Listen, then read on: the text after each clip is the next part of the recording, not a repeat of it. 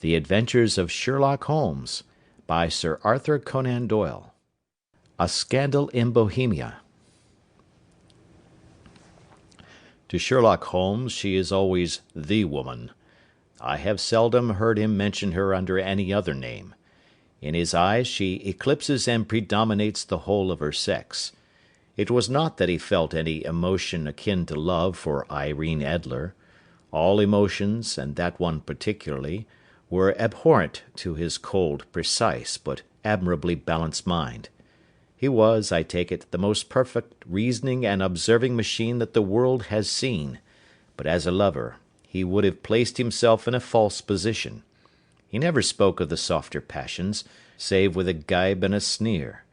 They were admirable things for the observer, excellent for drawing the veil from men's motives and actions. But for the trained reasoner to admit such intrusions into his own delicate and finely adjusted temperament was to introduce a distracting factor which might throw a doubt upon all his mental results. Grit in a sensitive instrument, or a crack in one of his own high-power lenses, would not be more disturbing than a strong emotion in a nature such as his.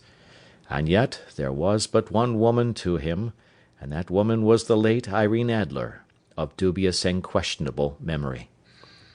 I had seen little of Holmes lately. My marriage had drifted us away from each other.